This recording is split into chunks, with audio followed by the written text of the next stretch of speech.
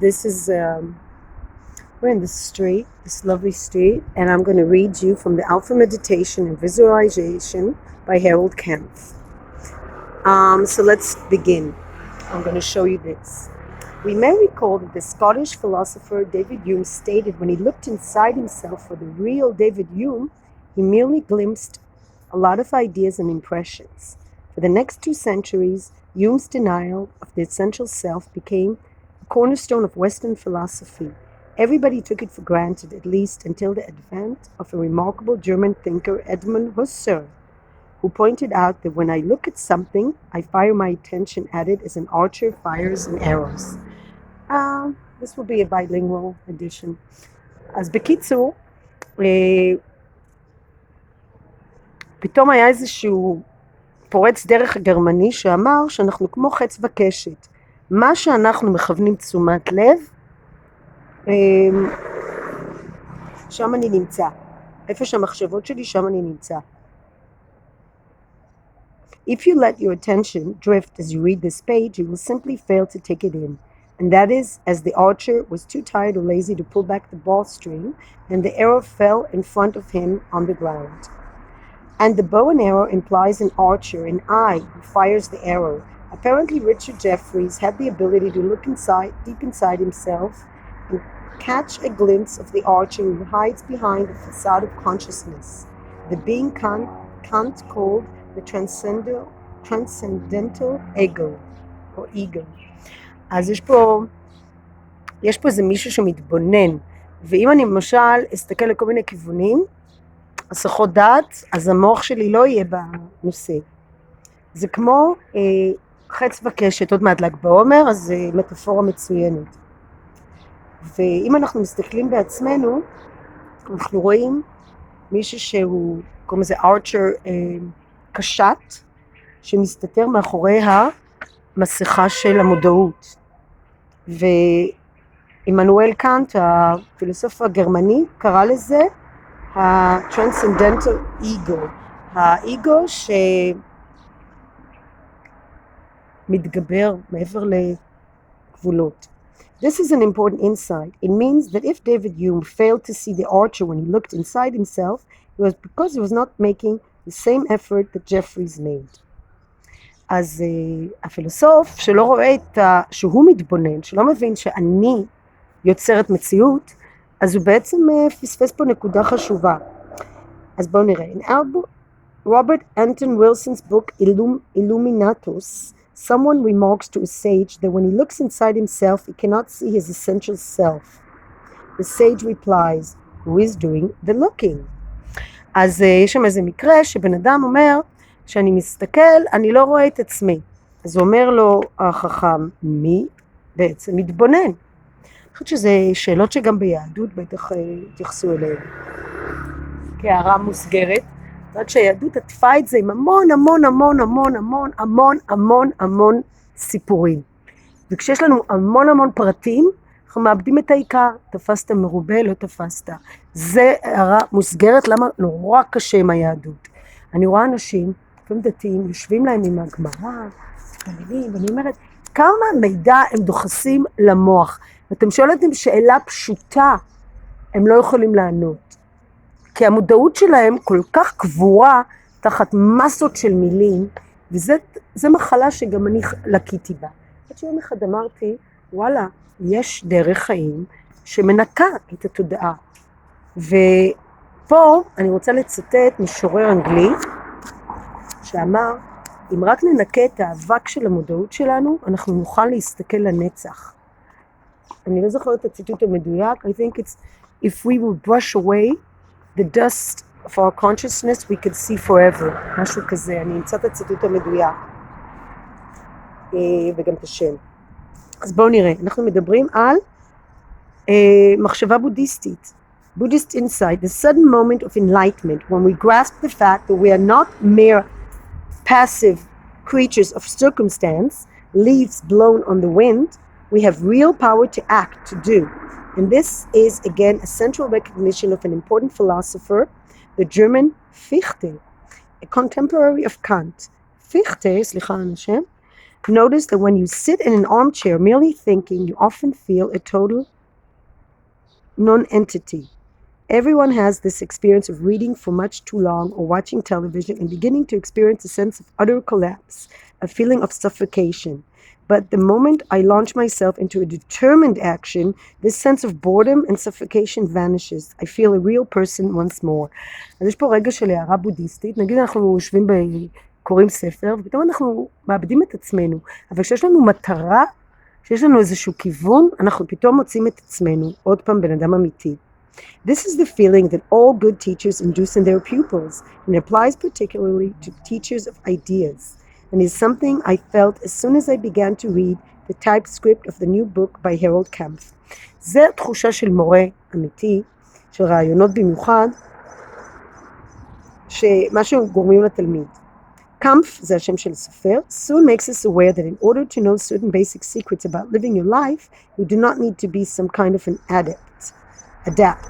The secret itself is what matters and it really works. אז אנחנו לא צריכים להתאים את עצמנו, הסוד זה מה שחשוב וזה באמת עובד. מה שחשוב זה הסוד עצמו. I found myself reading the book with increasing excitement. It brought back to me my own initiation into such matters at the age of 17. אז יש פה רקע שלו. A typical adolescent intellectual reading everything I could lay my hands on, yet always feeling bored, inadequate, and clumsy. Like T.E. Lawrence, I envied a soldier with his girl or a man patting his dog because they seem to belong to the real world, to nature, not to some intellectual twilight zone. Then, through a reference in one of T.S. Eliot's essays, I came across the Bhagavad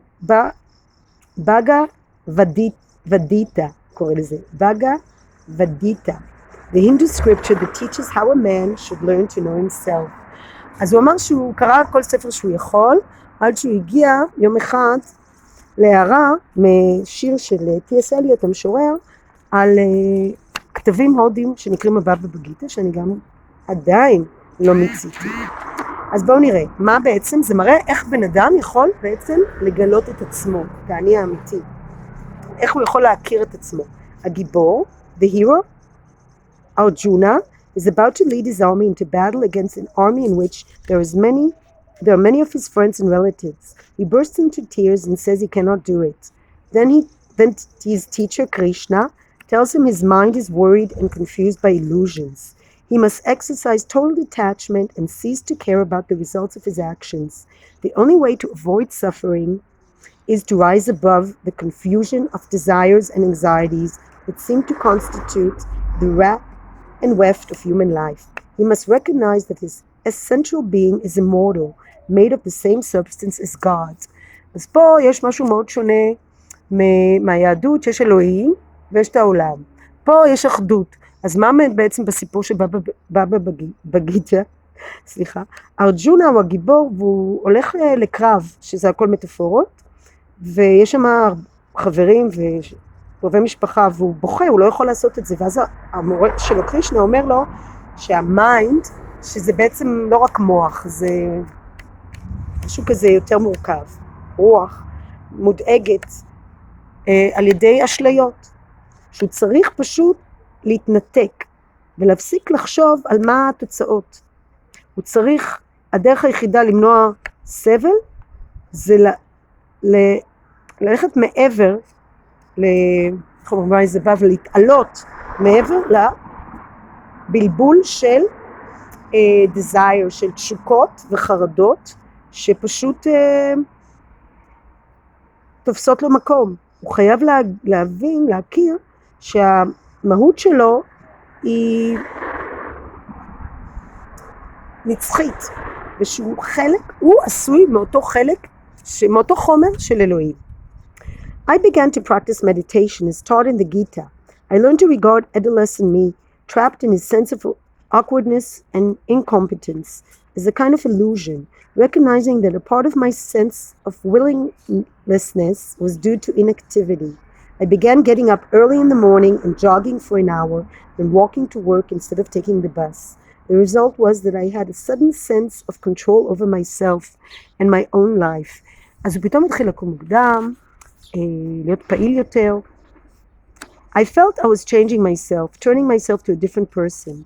Whenever I had a chance, I would find a quiet place and sit cross-legged, my attention concentrated, my gaze fixed at the root of my eyebrows, and it was like pulling myself together. After 10 minutes, I felt refreshed and full of energy. אז אנחנו פה בדרך באמת לירקון, בנחל, ומה הוא אומר? להתמקד בנקודה בין הגבות, ולשבת בישיבה מזרחית, ושהמוקד בנקודה בין הגבות. וזה היה כאילו אחרי 10 דקות מרגישים מלאי אנרגיה. There are, I later discovered, many different methods and systems of achieving some degree of self-control. I found that the Christian mysticism of Eckhart and Soso led in precisely the same direction as the serene meditation of Buddhism or Taoism, or for that matter, the shock tactics of Zen. אז הוא גלה שגם בנצרות יש להם, אני חושבת שגם ביהדות יש להם אותה שיטה של מדיטציה. I realized that Socrates was aiming at the same kind of detachment through the use of powers of reason. Then Marcus Aurelius achieved it through stoic disciplines. הוא ראה שגם מרקוס אורליוס, דרך סטוקיזם, גם ספר לפילוסופיה, גם סוקרטס, הגיע לדיטאצ'מנט, לניתוק, על ידי שימוש בשכל. And when I came upon Ospinski's In Search of the Miraculous, זה ספר של אוספינסקי, I realized that he attempted to combine many forms of discipline in his notion of self-observation and the war against sleep. It made no difference which way one chose. The real important moment was the recognition that we can choose to alter ourselves, that even through all our habits of thought try to conceal from us, we are masters of our own lives. הוא גילה שאנחנו יכולים לשלוט בעצם בעצמנו. The way of Nietzsche's Zarathustra may seem very different from the way of St. John of the Cross, but they are based upon the same optimistic insight that we are stronger than we think. We do not have to be slaves of the trivial. The mind can be turned like a searchlight onto more important things. אז הוא גילה דרך ניטשה, ויש איזה קדוש, אני בטוחה גם ביהדות, שאנחנו לא צריכים להיות עבדים של המוח שלנו, של הרוח, מיינד, לא יודעת איך מתרגמים לעברית, אנחנו כמו אור חיפוש כזה, אור של מגדלור. אפשר להתמקד על הדברים החשובים. Whereas Mr. Pauly said, if you don't like your life, you can change it. And the corollary is, if you don't like yourself, you can change that too. אז יש פה ציטוט, אם אתה לא אוהב את החיים, אפשר לשנות אותם.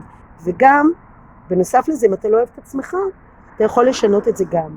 Then why bother to read this book? בואו נראה. If it's been known for thousands of years, because our age has seen immense advances of the knowledge of the actual mechanism of the mind. For example, the realization that we have two people living inside our heads, one in the left, one in the right half of the brain, and then in the left brain is the you, can provide the basis for a new insight into the problems. It would be absurd to say, I don't want to know about such things because Socrates or Buddha did very well without them. What Harold Kempf has accomplished here is an exciting and totally personal synthesis of techniques that seem to range from traditional yoga to the visualization disciplines of the Kabbalah and the relaxation techniques of transcendental meditation. No one, no matter how much he knows about such things, can fail to gain new sights into them. The down-to-earth Mr. Kempf has brought a refreshing new approach to one of mankind's oldest problem. That in itself is an achievement. יש לנו פה תמונה. אז למה בעצם לקרוא את הספר הזה? כי יש פה סינתזה של כל מיני דברים שאנחנו יודעים על המוח. זה שיש לנו תמונה ימנית, תמונה שמאלית, ויש פה גם מזכירים את הקבלה. אז אנחנו נתחיל, ואני אתן לכם פעימה אחת, דו-לשונית, why do it? Cabbage או coleslaw? כרוב או סלט כרוב? Basically, coleslaw is cabbage with mayonnaise added, plus a few simple refinements to make it even better and tastier, but it is still a cabbage at heart. Do you want to remain a cabbage or become coleslaw? אז בעצם מה ההבדל בין סלט כרוב לכרוב? מוסיפים עוד, אז מה אתם רוצים להיות, כרוב או סלט כרוב? Most people have wanted to change something about themselves at some stage of their lives. They don't want to change basically, just lose or change bad habits or improve one's image, become more likable, attractive, confident, improve one's ability to perform as a worker, an artist, musician, a writer, play sport better, be healthier. רוב האנשים רוצים לשנות משהו, להתקדם באיזשהו תחום.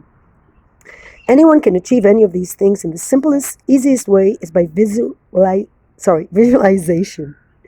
But, and this is where most methods come to grief, this is only true effective if done in alpha.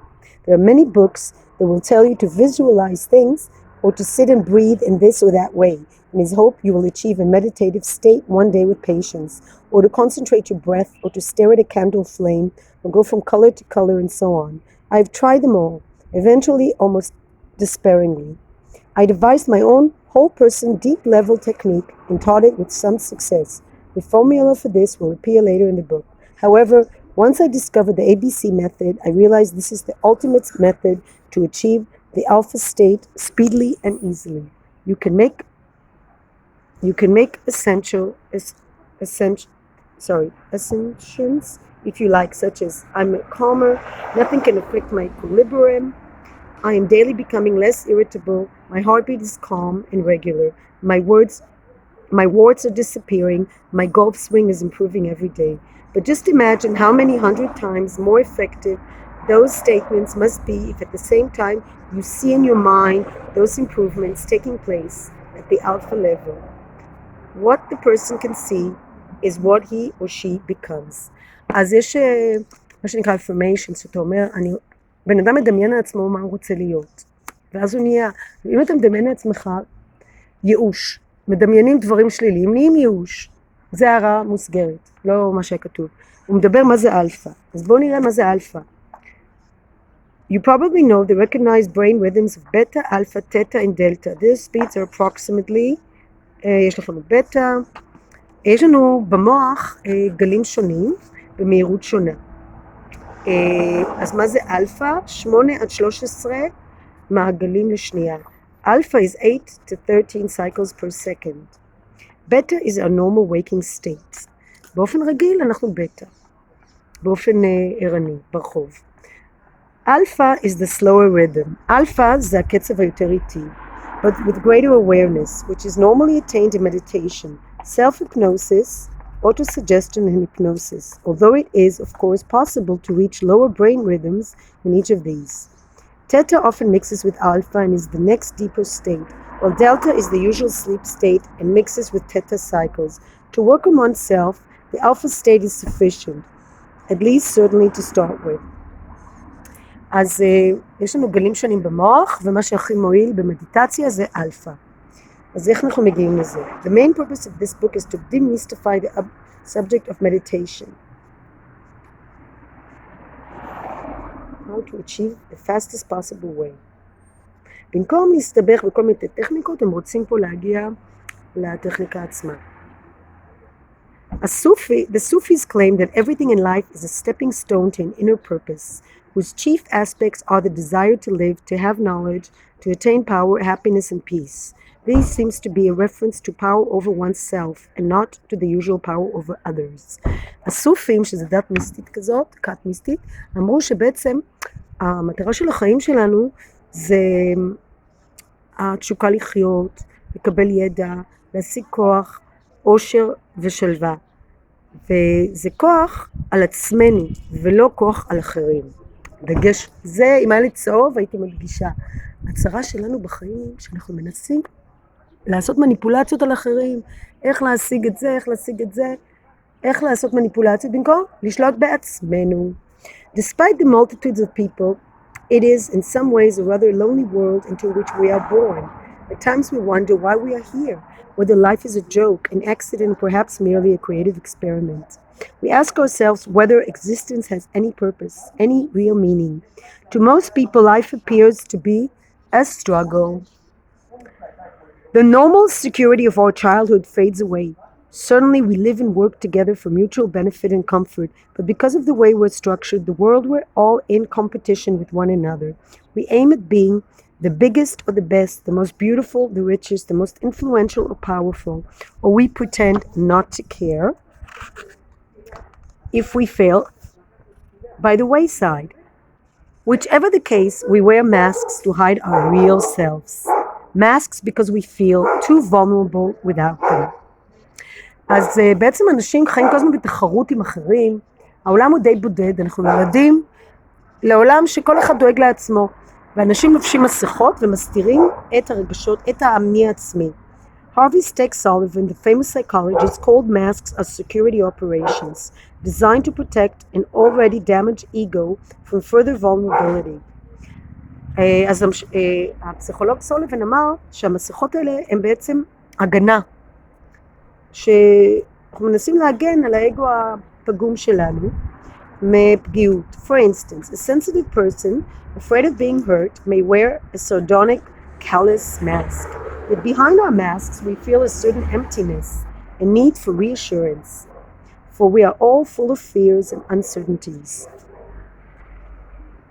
As a wise man once said, he is truly liberated who is free from desire, fear and anger, a very difficult state to achieve.